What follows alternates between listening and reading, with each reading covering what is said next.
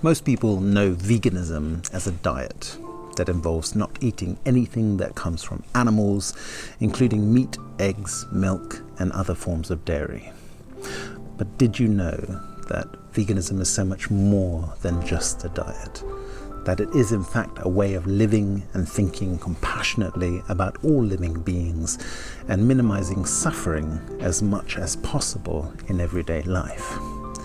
The official definition from the Vegan Society states that veganism is a philosophy and a way of living which seeks to exclude, as far as is possible and practicable, all forms of exploitation of and cruelty to animals for food, clothing, or any other purpose. For me, I grew up eating meat and dairy as a child, teenager, and young adult. But it was a moment in my early adulthood that planted a seed of change in my mind. I was living in my home country, Fiji, with my soon-to-be wife, and we just moved into a house that unexpectedly came with a pregnant dog who gave birth to a litter of 10 puppies. To set the scene, dogs in Fiji primarily live outdoors, and Mama Dog and her pups were housed on our front balcony, one step above our driveway. Anyway, one day I went out to my car, got in, turned on the engine, put my car into reverse, then heard the sickening sound of driving over a little puppy that had been sleeping under the tire of my car. I'd inadvertently ended an innocent life, and picking up his lifeless body and burying him in our garden had a profound emotional impact on me. I figured that if I had to kill animals myself to eat meat, I simply wouldn't want to participate. So about 20 years ago, I intentionally decided to cut down on my meat consumption. First becoming pescatarian, I still ate fish. Then vegetarian, I still ate dairy. Then finally becoming vegan about 10 years ago. Going vegetarian then vegan for me was specifically about not wanting to have animals killed for me to eat, but more generally about aligning my behavior with my values. Like many others, I also became vegan for my own health and to live more sustainably on the planet. But perhaps what I didn't expect was for veganism to become a pathway to the practice of compassionate activism. But to be clear from the start, as I see it, veganism is not about perfectionism or judging those who aren't vegan.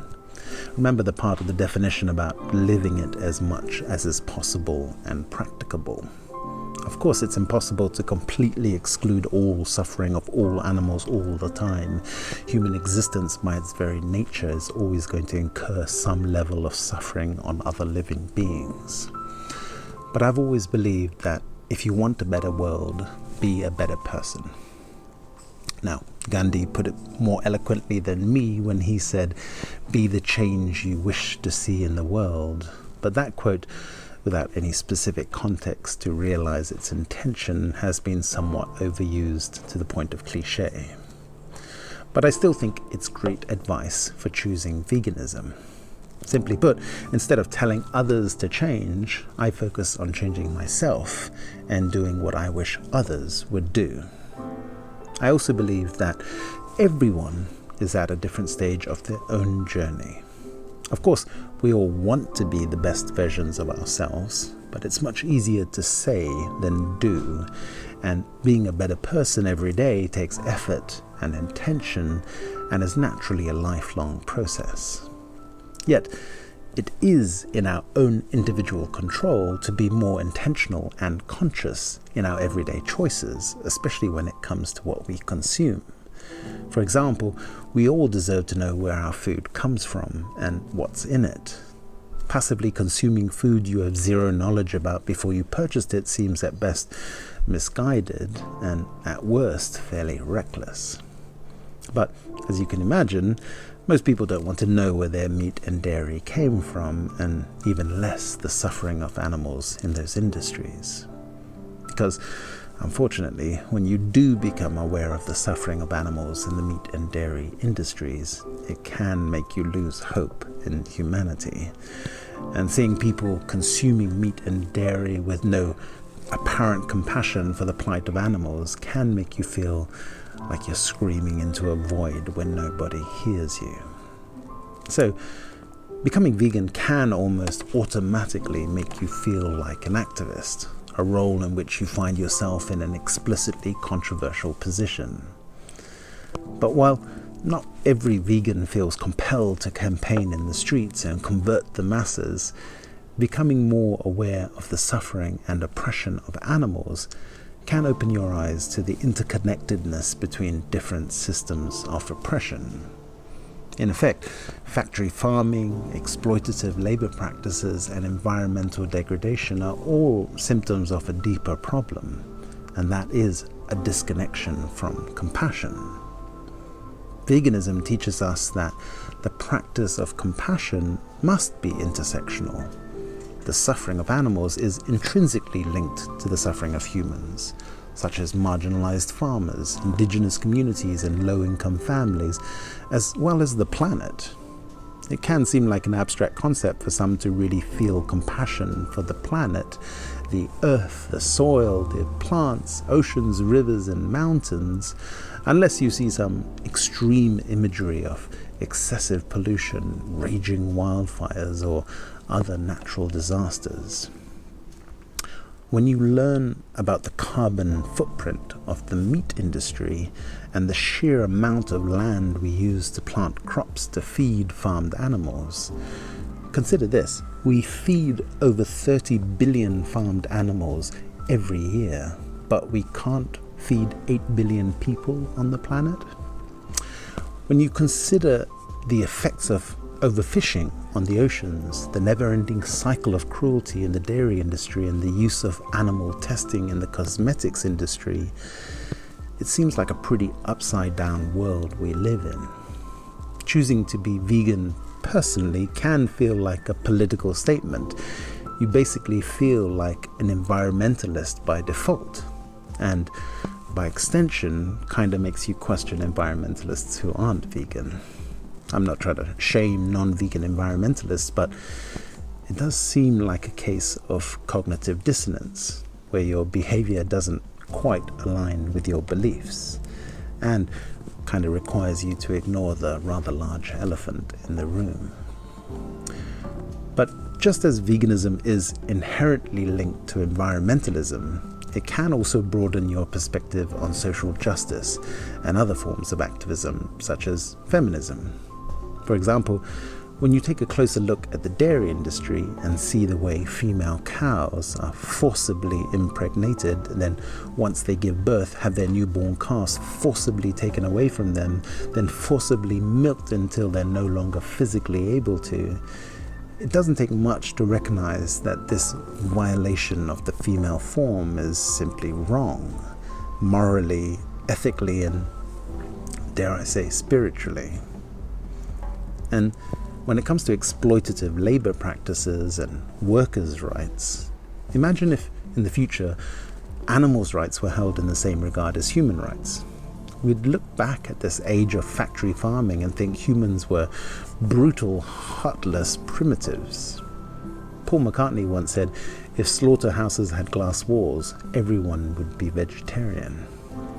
It also brings to mind the quote from the English writer William Penn, who said, "Right is right, even if everyone is against it, and wrong is wrong, even if everyone is for it." So, veganism is definitely not just a diet. It could be looked at as a daily act of resistance, a refusal to be complicit in injustice. Fundamentally, a philosophy of aligning your actions with the values of justice, compassion, and fairness. Unfortunately, though, veganism is widely misunderstood and does get a bad rep.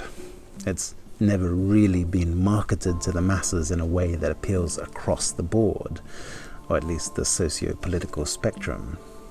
And in the recent era of misogynistic so-called alpha male type rhetoric, veganism has been an easy target to get pigeonholed into the predictable leftist soy boy trope. or branded with the stereotype of the extremist Puritan vegan with a superiority complex who judges non-vegans and fellow vegans alike for not being vegan enough. And then, of course, you have the culture argument. Eating meat is a part of my culture and tradition. And that's a big one for a lot of people. We're all conditioned by our upbringings. We're all born and raised into our families, cultures, and traditions.